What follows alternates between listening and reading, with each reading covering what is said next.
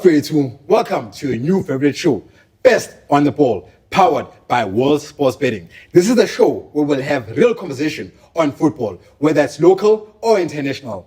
I'm your host, yours truly, Tisha Wetiski. And fortunately, I cannot do this alone. I have your World Sports Betting favorite ambassador, George Lebese. Yes, Tisha. Welcome, Ep1. Thank you so much for having me. The new season is upon us. Yeah. The biggest question, can or will the Orlando Pirates defend the league? I think, in my opinion, it's going to be a difficult season for Pirates. They've lost a couple of good players, key players from last season. It's going to be a difficult one, but I don't think they'll be able to defend it, in my opinion, and I think Sundowns is coming for revenge. Sundowns coming for revenge. Yeah. If you say Pirates has lost a couple of good players, for one, I'm thinking Umfuking. Who else would you say had a key role with Pirates? I think a lot of good players are still there. Momoremi is still there. Apollos is still there. Makopa is still there. So you just need a consistency from some of the players. But I don't think they replaced quite well.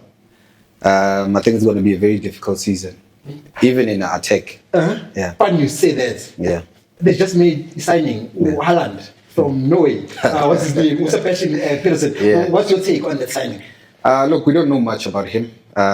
Besides that, he is a striker that scored goals in the second division in Norway. Apparently, he plays like Haaland. Yeah, he can play like Haaland in Norway. This is South Africa. It's a different league, different culture.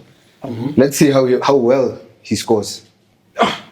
Yeah, nah? Yeah. So let's get this right. You're saying Pirates will not be able to defend the league?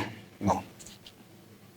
Okay. If you're saying Pirates not going to be able to defend the league, my next question is, who's going to take the league? Sundowns? Yeah, I think Sundowns is coming for the league. Obviously, they have a bit of a tight schedule. Obviously, Champions League and all the other trophies locally they're playing for.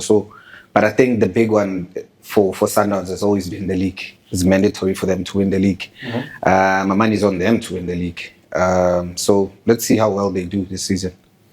If you're speaking about the league, Sundowns, the Sundowns, they won Champions League. They got a second star now. Yes. But they failed to win the league. Do they regard themselves as having or had a successful season with taking Champions League but not taking the PSL? If you were to interview Mamelodi Sundowns coach and put him down and tell him to choose one trophy between the Champions League and the league, what would you think they'll say? Champions League for sure. Exactly. So because the league, they've won it so many times. It's not good for Sundowns not to win the league, but they can take that knock of winning the Champions League. We can forgive the coach, you know.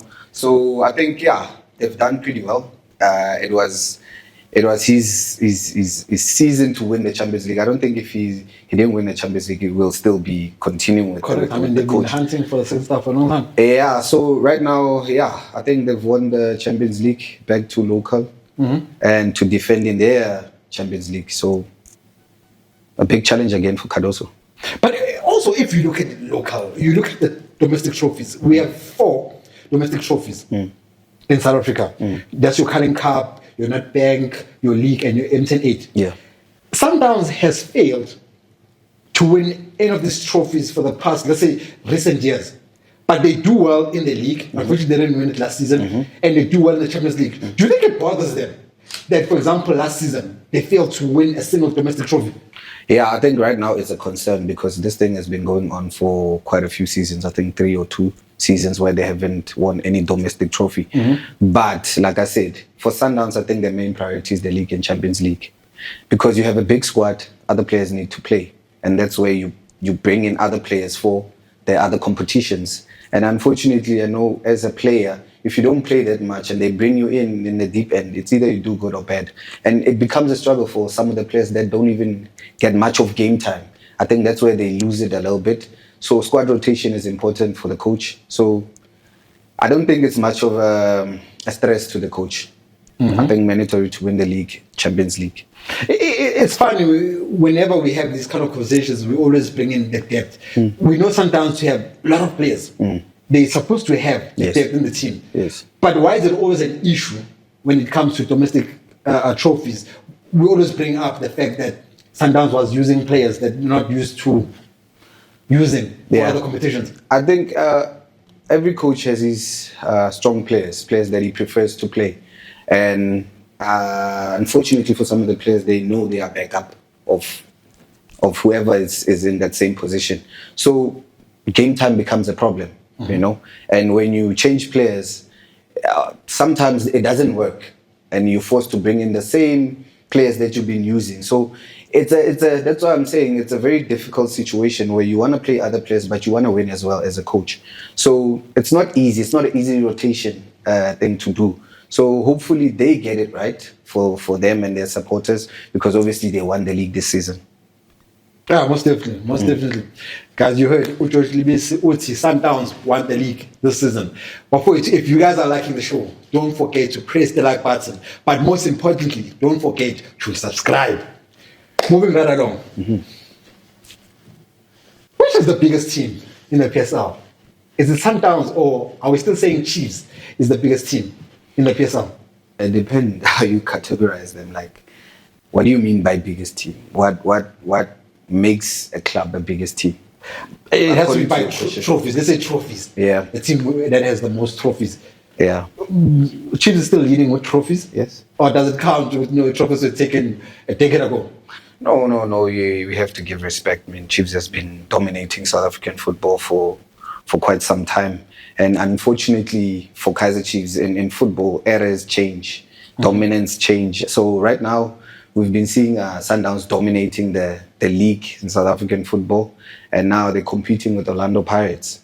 So in terms of who's the bigger team, it all depends on who's winning now. You know, you can have won 50 trophies in 1965, 1966, but what counts is now, you know, and that's why for our league to be as good as it's been, you need Chiefs to come to the party and join Orlando Pirates and join Sundowns, competing for these trophies. And by doing that, we get the best out of our players. Speaking of joining them, I think Chiefs is joining them. I mean, last season, top 3, and my new 2 seasons back, they actually won the Nedbank Cup. Yeah. So they have now a trophy in the cabinet in the past 2 years. So do you think, are they closing the gap between themselves, Orlando Pirates and Mamelodi Sundowns?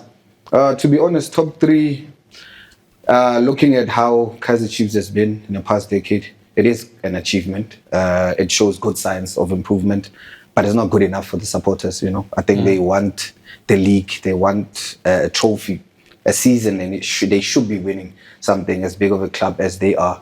But they can build from third position. I don't think it should be anything lower than that. It should be looking at second or first. That's an improvement. But anything less than that for a club as big as Kaizer Chiefs, I don't think it's enough. And if you look at the last couple of games from last season, Kaizer Chiefs, the game between Orlando Pirates and the game between Mamelodi Sundowns, I mean, Chiefs showed that they can compete with these two teams. But I have a problem with consistency. How does Chiefs maintain that consistency? Because we know, even Pirates themselves know, which whenever there's a derby, Chiefs is going to give them a good run for their money. Even Sundowns themselves know, which whenever they're playing Chiefs is going to give them a run for their money. What must Chiefs do to maintain that consistency? Yeah, that's the key word. I think consistency, and especially playing against the so-called smaller teams. That's where you need to collect the maximum points. Because look, let's look at Pirates. They won the league. They didn't need to beat Kaizer Chiefs because they know they're collecting points from all the other teams. They didn't need to beat Sundowns, but they've won the league. So the big games, yes, they've got the hype. You don't really necessarily need to win them. But it's your games against your Richards Bay, it's your games against Kruger that you need to win if you want to compete. And that's where you struggle, unfortunately. So that's where they need to dig deep against those so-called smaller teams. You look at KZN also as a province. I mean, they're the most represented province in the PSL. You've got 5 teams, namely Amazulu, you have Richards Bay, you've got Golden Arrows, you have Durban City, and now you have Emil4. Do you think one of the teams from KZN is able to compete with the top 3, which are teams from Gauteng? I mean, you look at Amazulu. Waters one did fairly well. I mean, they finished 4th, and for quite some time they were running for 3rd. Do you think a team from KZN can compete with the big boys from Gauteng? No, not at the moment. You know, squad depth, quality of the players is still a little bit questionable. But I think top 8 most of the teams from KZN can make it to the top 8 because, I mean, they have like, what, 5, 6? How many are we looking at? Okay, we're saying first 3. You have your big 3, your Chiefs, You're Pirates, talking top Sundowns. 8. Yeah, top 8. Yeah. So it will be your Chiefs, Pirates, Sundowns. Which 5 would you squeeze in there? Skokune can be there. Arrows did well. I don't know how well they can do now. Stellenbosch can also get in there. So it's challenging mid-table, and towards the end it's very challenging, as well as the top part.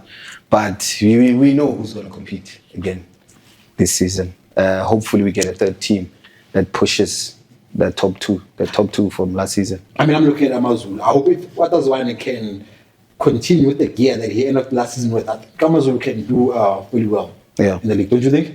Yeah, I think they've done really well for themselves. But obviously, new season, new challenges. Hopefully, they've beefed up the squad with other quality players. So it's a challenge. Once you do well, you need to do better than you did. So Correct. every year is a different challenge. So hopefully, they are there as well to compete.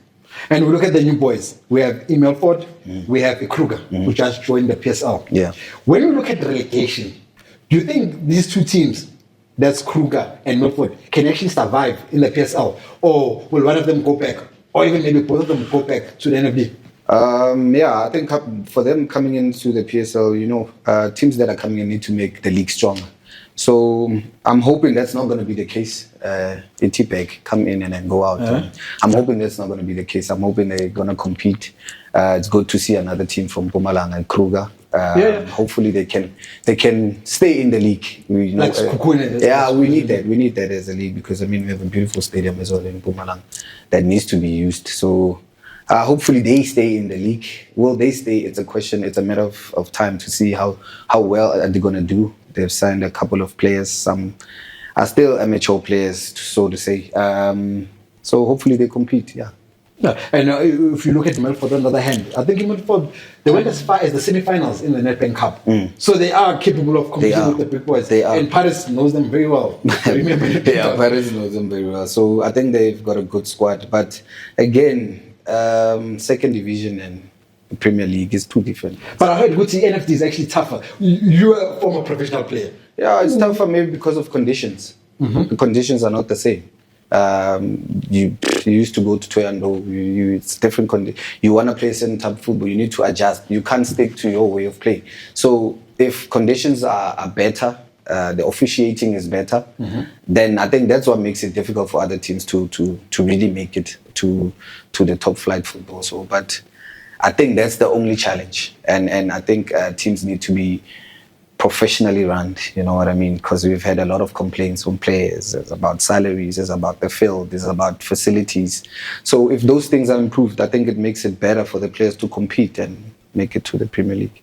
Yeah, but first, you guys heard with George Lebese's input. Personally, I think it's going to be a very, very interesting season. Who knows? We might have one of those surprises whereby one of the underdogs, pull through. You have Stellenbosch coached by Kevin Hunt. We know Kevin Hunt is a fighter. He'll also be looking to be in the top 3 there. Yeah, I think he's looking to be in the top 5. Top 3, I think is pushing it. Yeah.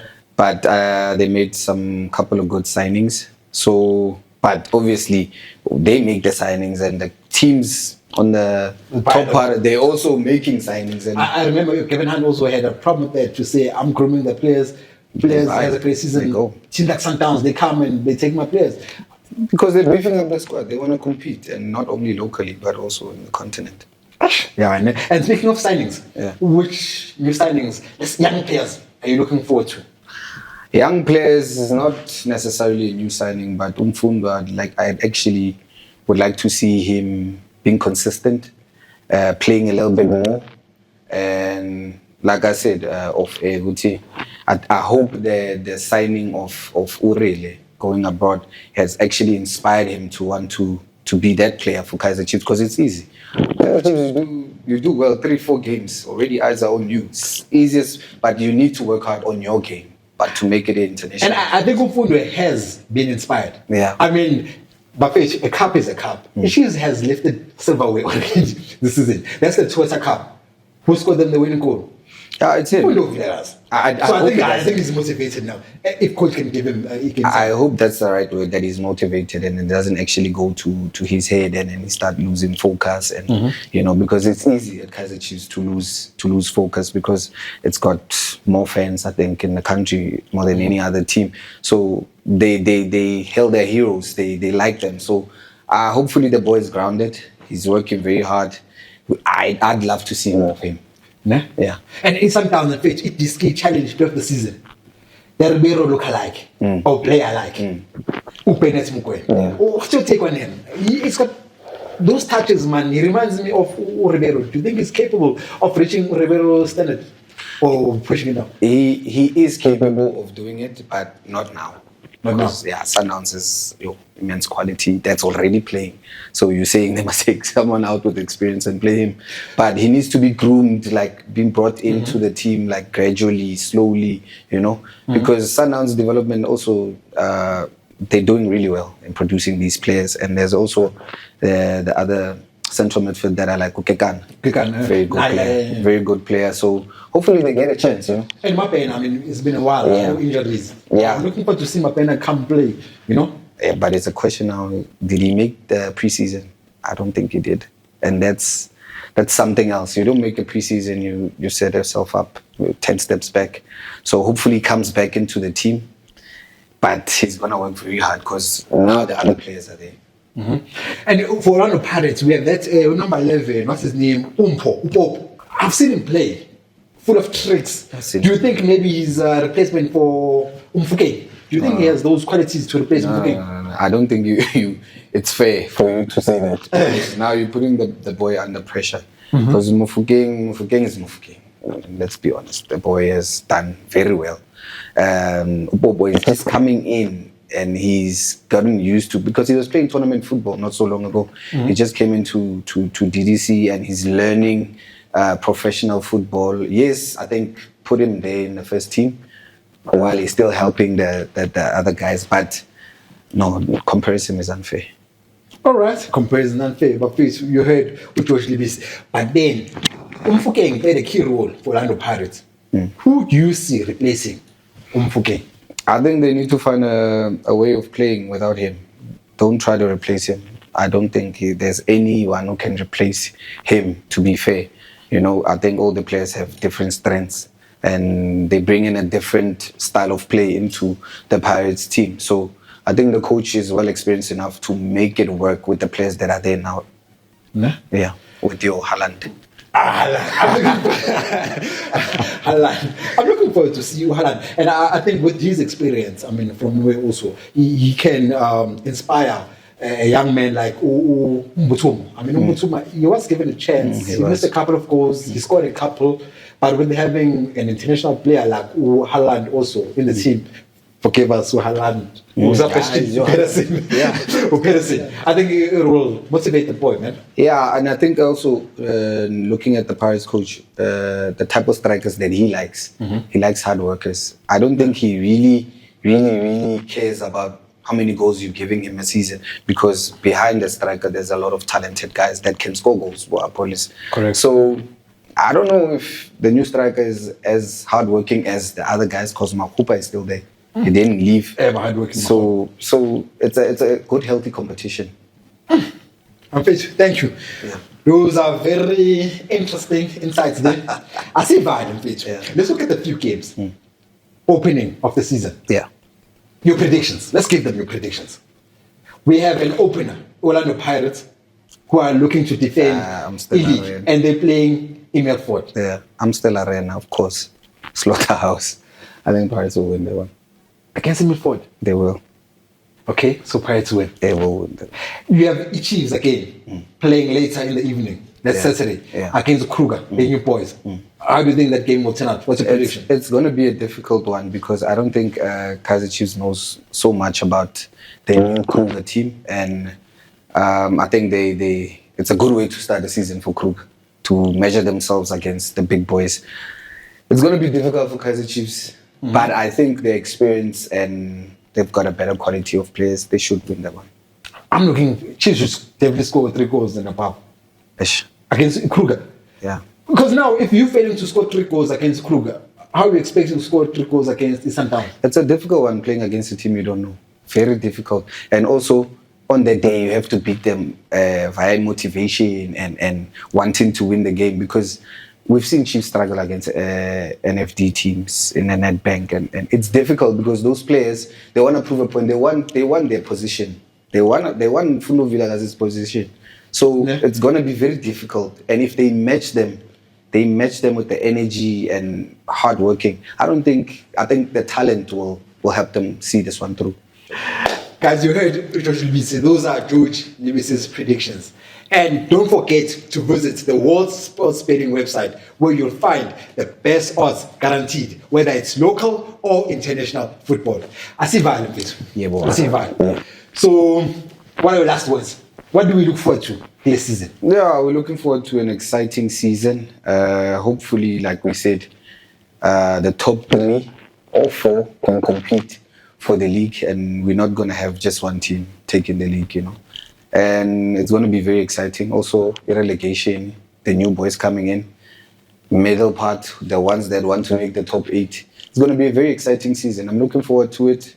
And yeah, it's going to be very exciting. It's going to be a very, very interesting season. Yeah, let's meet after the first games and see and analyze and see how well the other teams do. Let's hope your predictions work out, unlike that France prediction you made. Yeah. Let's see this time. My friends, do you guys agree or do you disagree with George Lebese's predictions? I mean, he's saying Chiefs will have a tough game against Kruger, but Chiefs will edge Kruger. He's saying Pirates will win. They're playing at the Slaughterhouse in Orlando against Ep1. Do you guys agree or do you disagree with those predictions? Leave us a comment. Let's hear what you have to say. Otherwise, thanks for watching. Catch you on the next episode. Next episode, we'll be looking at the M108 Wafa Wafa.